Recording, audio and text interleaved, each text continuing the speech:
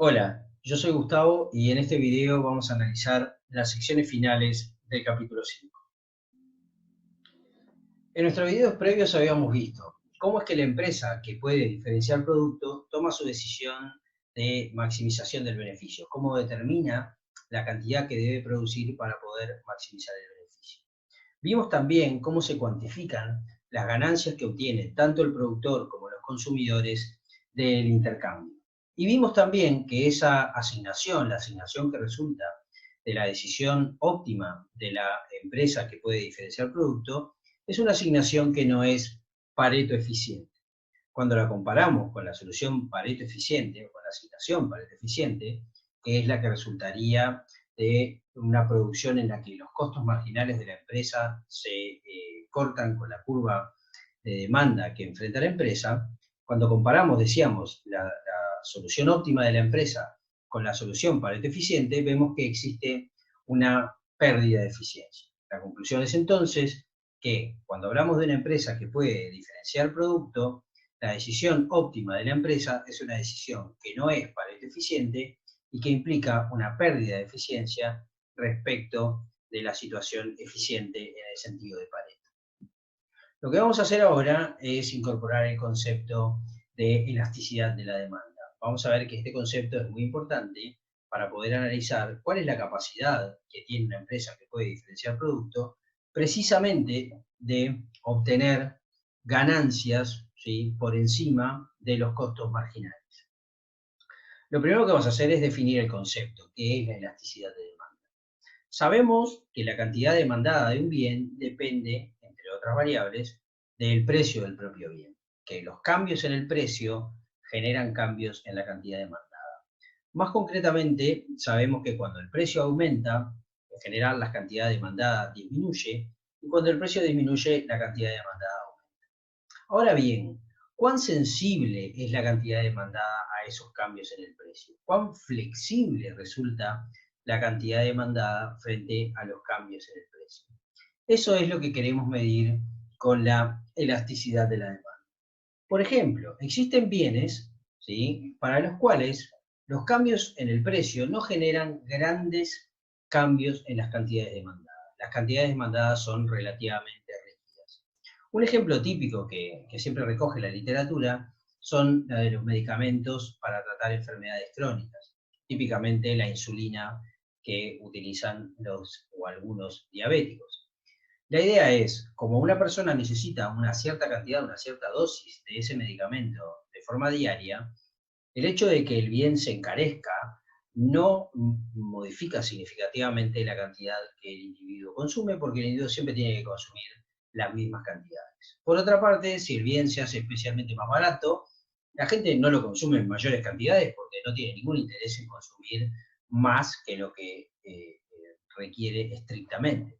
Por lo tanto, en esos casos podemos decir que estamos hablando de bienes para los cuales las cantidades demandadas son relativamente rígidas y no se modifican en forma significativa cuando el precio del bien cambia. En el otro extremo, habrán bienes para los cuales pequeñas variaciones en el precio generan modificaciones muy significativas en las cantidades demandadas. Esto es lo que está recogiendo precisamente el concepto de elasticidad. La sensibilidad, la flexibilidad de la cantidad demandada ante los cambios en el precio del bien. Va de suyo entonces que asumimos que los cambios en el precio generan cambios en la cantidad demandada de sentido contrario. Es decir, cuando baja el precio, sube la cantidad demandada, cuando sube el precio, baja la cantidad demandada. Ahora bien, ¿qué es lo que o cómo vamos a medir la elasticidad? Concretamente vamos a definir la elasticidad precio de la demanda o elasticidad de la demanda a secas como la relación, el ratio entre el cambio porcentual en la cantidad demandada y el cambio porcentual en el precio.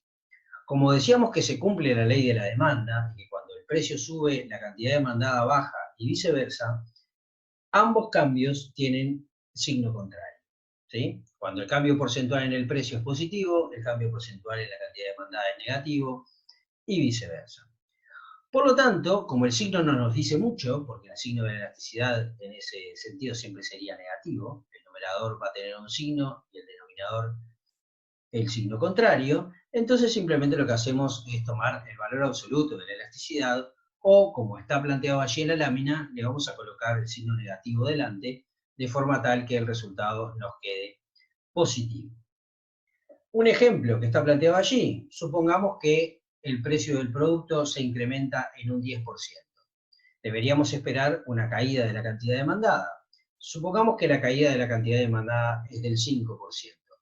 ¿Cómo calculamos la elasticidad? Como la variación porcentual de la cantidad demandada, menos 5, sobre la variación porcentual en la cantidad, en el precio, 10, con un signo de menos delante, de forma tal que nos dé un resultado positivo. Y en ese caso, la elasticidad nos da 0,5.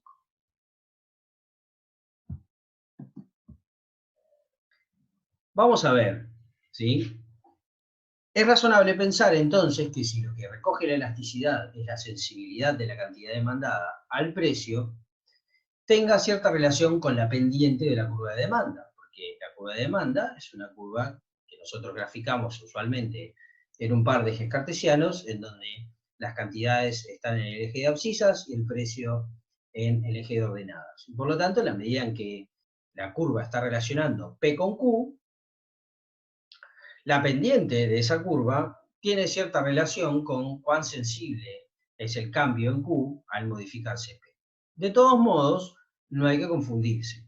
Si bien es razonable pensar que una curva de demanda relativamente plana está reflejando una elasticidad relativamente alta, pequeños cambios de P generan grandes cambios en Q, y que una curva de demanda relativamente vertical, ¿sí?, estaría reflejando una elasticidad más bien baja, la cantidad demandada es relativamente rígida ante grandes cambios en el precio, la pendiente de la curva y la elasticidad no son cosas estrictamente idénticas, ¿sí? De hecho, deberíamos esperar que a medida que nos movemos por la curva de demanda, las elasticidades cambian, aun cuando la curva de demanda fuese una recta.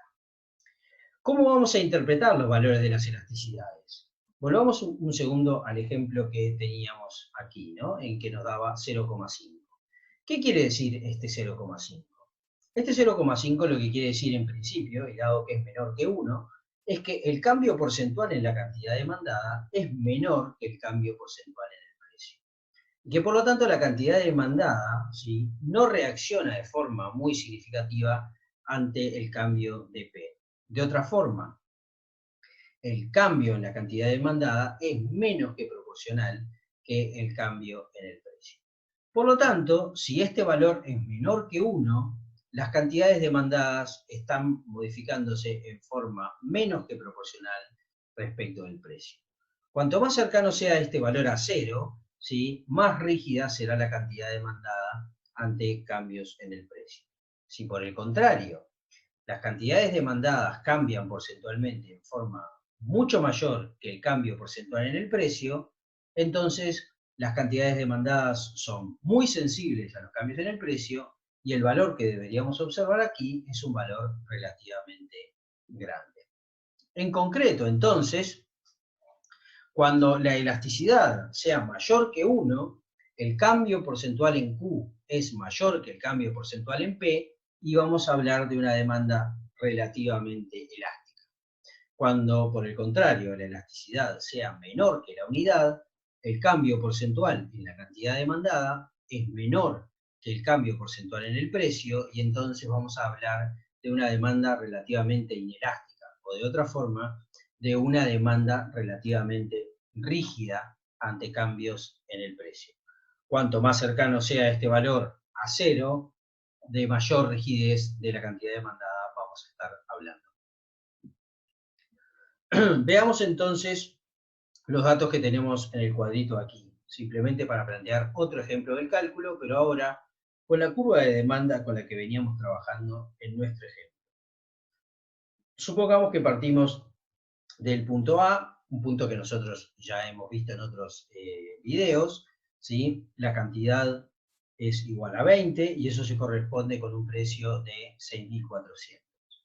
Veamos qué ocurre si la cantidad demandada se incrementa en una unidad, es decir, de Q igual a 20, pasamos a Q igual a 21. Sabemos, en ese caso, ya lo hemos visto en otros ejemplos, que el precio cae en 80 unidades monetarias y que por lo tanto a Q igual 21 le corresponde un precio de 6.320.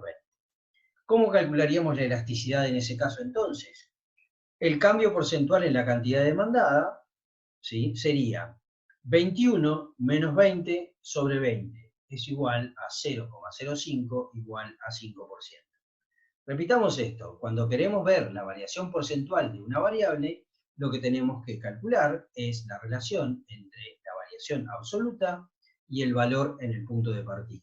O de otra forma, ¿sí?, la diferencia entre el valor final y el valor inicial, y todo eso dividido el valor inicial. Cuando lo hacemos para estas cantidades, ¿sí?, vemos que la variación porcentual en la cantidad demandada es de 5%. ¿Qué ocurrió con el precio? Hacemos lo mismo. El valor final menos el valor inicial sobre el valor inicial. En este caso nos da menos 0,0125, es decir, menos 1,25%.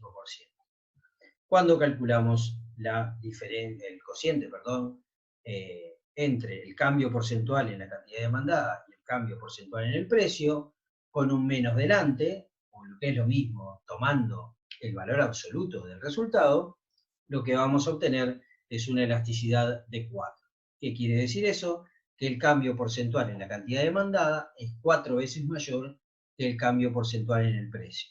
Estamos hablando, en el punto A, de una elasticidad mayor a 1, es decir, de una curva de demanda que en este punto es relativamente elástica.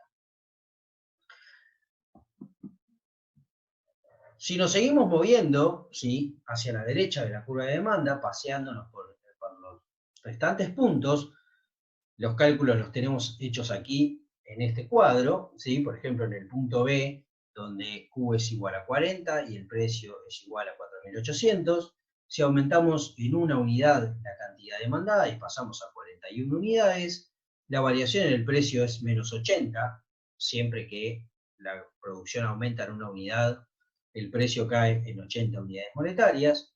El cambio porcentual en Q es de 2,5%, eso sería el resultado de dividir 1 entre 40, o sea, la variación absoluta entre el valor inicial. El cambio porcentual en el precio es de menos 1,67%, que resulta de dividir 80, que es la variación absoluta, o menos 80, mejor dicho, entre 4.800, que es el valor inicial. Y cuando calculamos la elasticidad nos da 1,5. Si repetimos eso para el punto C, la elasticidad nos da 1, y si lo repetimos para el punto D, la elasticidad nos da 0,43, o más concretamente 0,428. Entonces, lo que vamos viendo es que, a pesar de que esta curva de demanda es una recta, la elasticidad de la demanda no es la misma para todos los puntos de la curva de demanda. Cuanto mayor es la cantidad producida y vendida por la empresa, menor es la elasticidad de la demanda. Para el punto A y el punto B, la elasticidad es mayor que 1.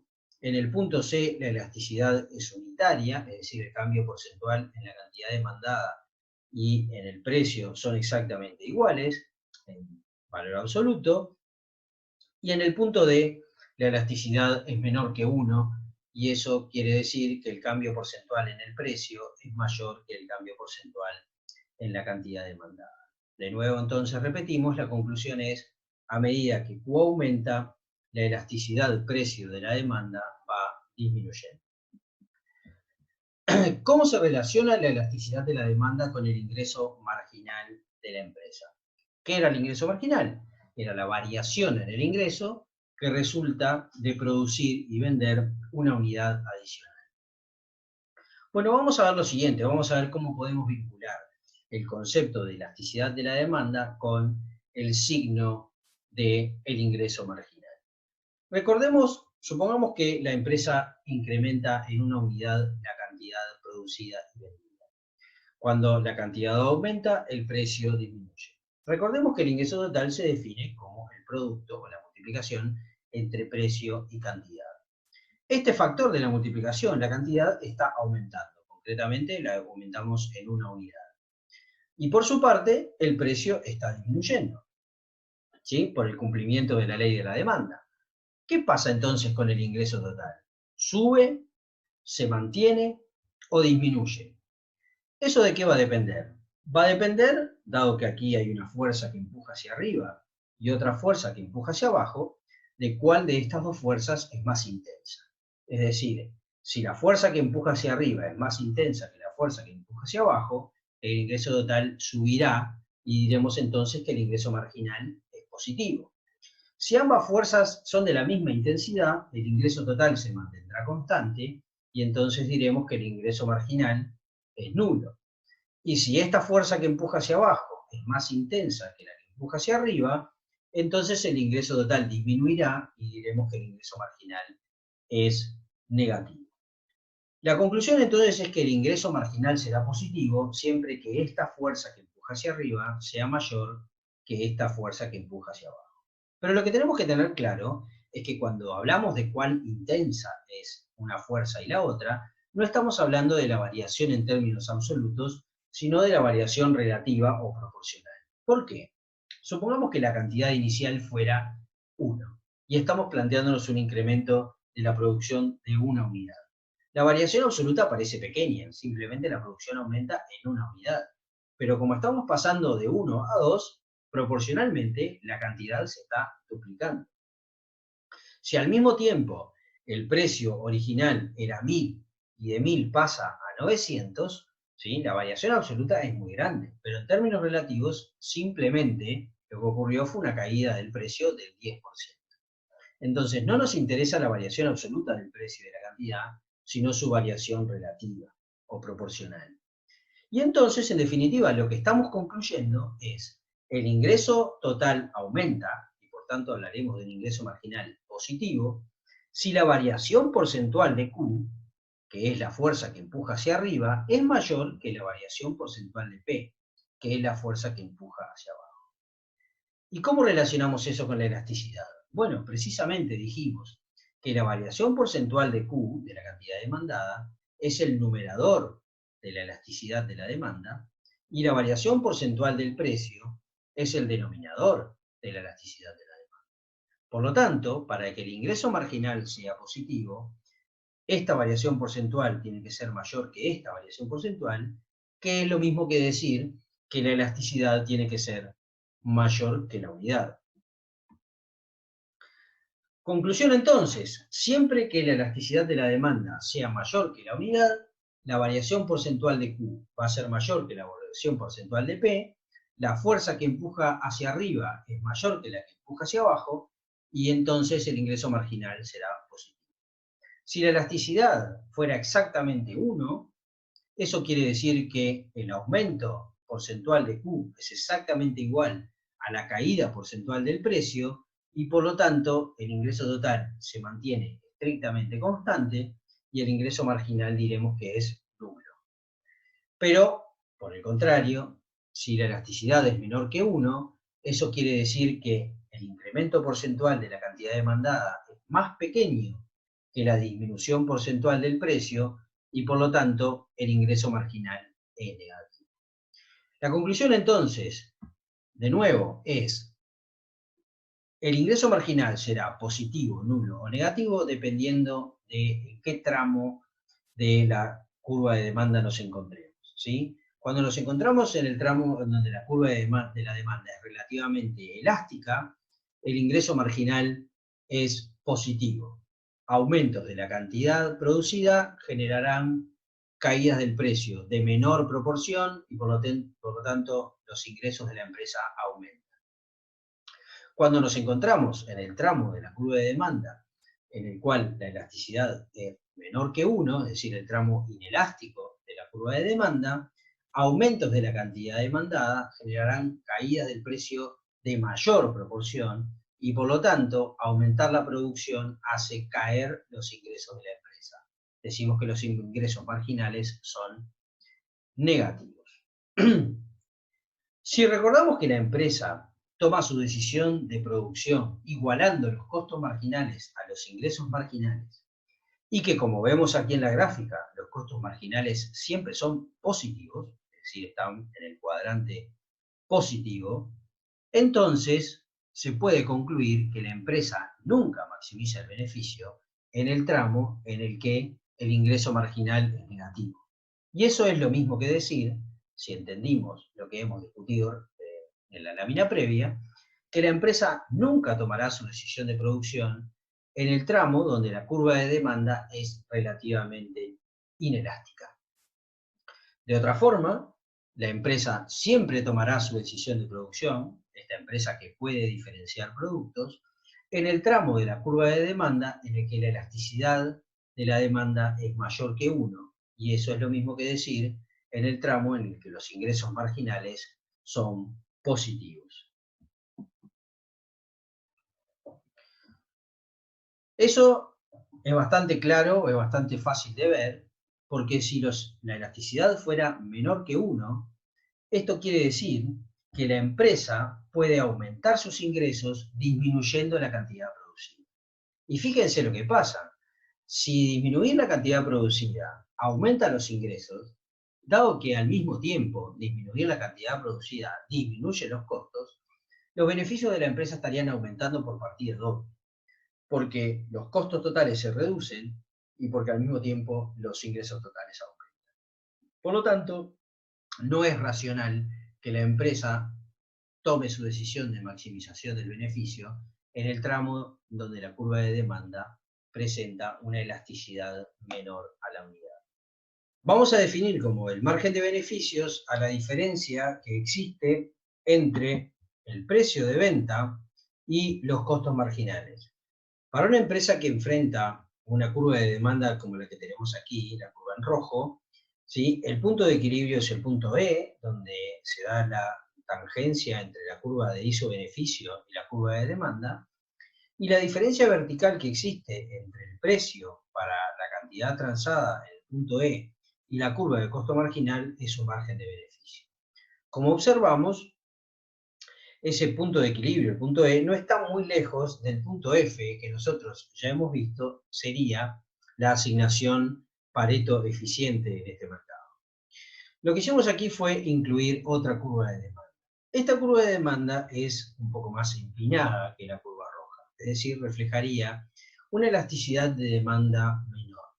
Ojo, esto no quiere decir que en este tramo donde se verifica el punto de equilibrio, es decir, el punto de tangencia entre la isobeneficio y la curva de demanda, la elasticidad de la demanda sea menor que 1. Estamos diciendo que este es un tramo elástico de la curva de demanda, pero que esta curva de demanda en sí, cuando la comparamos con la curva de demanda roja, estaría reflejando elasticidades menores. ¿Qué es lo que estamos mostrando aquí? Que para esta curva de demanda, que estaría mostrando menor elasticidad que la curva de demanda roja, la empresa tiene la capacidad de fijar precios más altos, cantidades transadas menores y un margen de beneficio, es decir, una diferencia entre el precio y el costo marginal mucho más amplia. La conclusión que estamos tratando de mostrar con este gráfico es que cuanto menos elástica sea la demanda de la empresa capaz de diferenciar el producto, mayor será ese margen de beneficio, mayor será la diferencia entre el precio que puede fijar la empresa y los costos marginales. La pregunta que nos tenemos que hacer es, esa elasticidad, ese grado de sensibilidad de la cantidad demandada a los precios, ¿es indiferente? ¿No depende, no tiene nada que ver con la capacidad de diferenciar producto? La conclusión es que, por el contrario, es precisamente la capacidad de diferenciar producto de una empresa lo que hace que su curva de demanda sea más o menos elástica. Lo que estamos viendo aquí es un ejemplo en particular, ¿sí? Cuando estamos hablando de mercados con productos diferenciados, estamos hablando de empresas que son capaces de explotar, ¿sí? Las diferencias en los atributos de su producto respecto de las preferencias de los consumidores, ¿sí? Captar algunas diferencias en las preferencias de los consumidores entre unos productos y otros.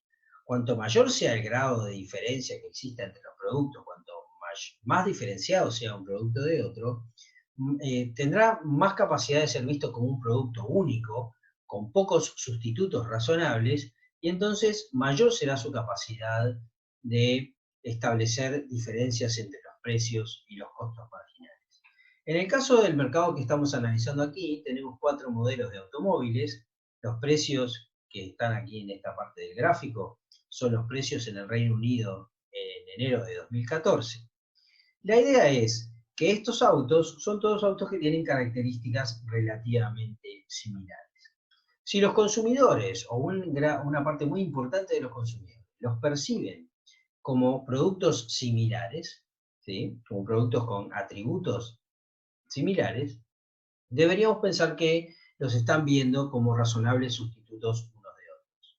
Si eso fuera efectivamente así, la capacidad de diferenciar el producto no es muy alta. Y por lo tanto, la elasticidad de la demanda que enfrenta cada uno de los vendedores de estos modelos y fabricantes de estos modelos es mayor. ¿Qué queremos decir con esto? Si nosotros somos el vendedor o el productor del auto Ford, este modelo de Ford que vemos aquí, ¿sí? Y generamos un incremento del precio, o fijamos un precio levemente superior al original, dado que una parte importante de los consumidores perciben estos otros modelos como alternativas razonables, como razonables sustitutos, deberíamos esperar que una parte importante de esos consumidores decida comprar los otros modelos y la cantidad demandada del Ford disminuya significativamente. Eso quiere decir, si el auto tiene muchos sustitutos razonables, la elasticidad de la demanda es relativamente alta. Si por el contrario se tratara de un bien para el cual las personas tienen una alta adscripción, por ejemplo, a la marca, y entonces el comprador de Ford solo compra Ford y jamás comprará ninguna otra marca de auto, entonces la elasticidad de la demanda será relativamente rígida porque el productor podrá subir el precio, aunque sea en una magnitud muy pequeña, y las personas van a seguir comprándolo porque prefieren comprar el Ford a cualquier otro. La conclusión entonces que debemos sacar de esto es, cuanto mayor sea la capacidad de diferenciar el producto, ¿sí? De que los consumidores lo vean como un producto único, menor será la elasticidad de la demanda y por lo tanto mayor capacidad tendrá la empresa de alterar los precios sin enfrentar grandes modificaciones en la cantidad demandada. En la medida que el producto sea visto como un producto que tiene una gran cantidad de sustitutos razonables, entonces la elasticidad de la demanda será mayor y la capacidad de la empresa de fijar precios más altos se verá mucho más restringida. Esa diferencia entre precio y costo marginal hemos visto que en definitiva la llamamos margen de beneficio y no es otra cosa que una renta. Por lo tanto, la magnitud de esa renta, de la renta que obtiene la empresa capaz de diferenciar el producto, va a ser mayor cuanto mayor sea la capacidad de la empresa de diferenciar precisamente el producto y por lo tanto enfrente elasticidades menores o demandas menos elásticas. Esa renta que está obteniendo la empresa, a diferencia de lo que vimos en su momento como rentas de innovación, no es una renta que deviene de la introducción por parte de la empresa de una innovación tecnológica que le permite obtener una ventaja, al menos temporal, respecto de sus consumidores, sino que es una renta que deviene de la posición dominante de la empresa en un mercado. En la medida en que esa empresa produzca bienes que tengan una menor cantidad de sustitutos razonables, esa capacidad de fijar precios altos, esa posición dominante, será mayor. Lo vamos a llamar poder de mercado, precisamente a esa capacidad de fijar precios por encima de los costos marginales. Es decir, la magnitud de la renta o el poder de mercado será mayor cuanto mayor capacidad tenga la empresa de diferenciar su producto respecto de los demás. Esto lo que hace es que exista el interés por parte de las políticas públicas de tratar de mitigar o eliminar estas situaciones.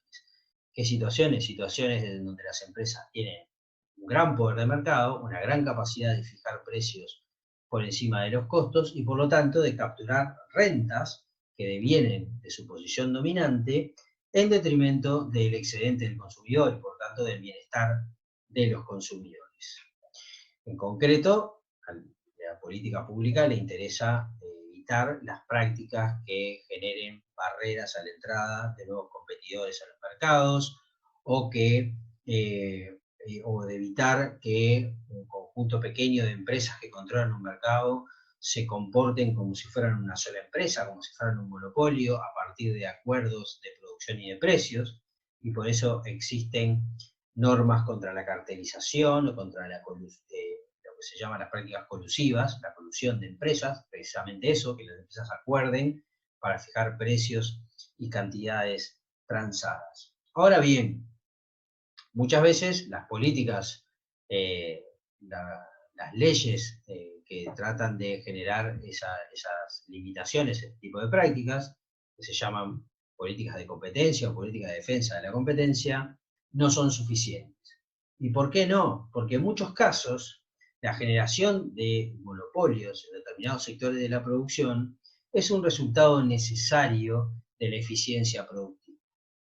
¿De qué estamos hablando? Estamos hablando de aquellos casos en que, por las características tecnológicas de la producción, producir a gran escala reduce los costos medios respecto de producir la misma cantidad repartida en una gran cantidad de empresas, ¿sí? Es decir, hay casos en que, por las características tecnológicas de la producción, es mejor que una cierta cantidad sea provista por una única empresa proveedora respecto de la situación en la que se produce la misma cantidad repartida en muchas unidades. ¿De qué es lo que estamos hablando? De situaciones, por ejemplo, como la de la distribución de algunos servicios públicos, como la electricidad, el gas y el agua, en donde para realizar esa distribución hay que hacer una inversión en infraestructura muy, muy grande, y eso implica que se necesita una gran escala de producción para poder lograr que esos costos fijos, ¿sí?, se licúen lo suficiente como para que los costos unitarios bajen. Entonces, en esos casos, el costo promedio por unidad de servicio provista disminuye significativamente a medida que aumenta la producción. Y entonces, ¿qué es lo que ocurre? Que es mucho más eficiente desde el punto de vista tecnológico producir en escalas grandes que en escalas pequeñas. Y entonces la conclusión es que en esos casos la construcción de una situación monopólica es mucho más el resultado de una situación tecnológica, de una característica tecnológica, que de una situación institucional, es decir, de reglas del juego. En ese tipo de situaciones, ¿sí?, lo que ocurrirá posiblemente es que el propio sector público sea el proveedor de sus servicios, como ocurre en muchos países, donde el servicio de distribución del agua, de la electricidad o del gas está directamente provisto por empresas estatales, o de la generación de sectores en donde el proveedor sea privado, pero con agencias regulatorias que limitan los márgenes dentro de los cuales el proveedor del servicio se puede mover. En síntesis, entonces, de lo que hemos visto en estas últimas secciones del capítulo. Hemos visto la elasticidad o el concepto de elasticidad de demanda como una forma de cuantificar la sensibilidad de la cantidad demandada a cambios en el precio del bien. Hemos visto que en los tramos en que la elasticidad de la demanda es mayor a 1, es decir, la demanda es relativamente elástica, los ingresos marginales son positivos. Como la empresa maximiza sus beneficios igualando costos marginales a ingresos marginales, necesariamente su decisión óptima se ubica allí donde los ingresos marginales son positivos. Y eso es básicamente lo mismo que decir que la empresa solo toma decisiones de producción en el tramo elástico de sus curvas de demanda. Hemos visto también que cuanto menos elástica sea la demanda, mayor será la capacidad de la empresa de extraer una renta o margen de beneficios por sobre los costos marginales.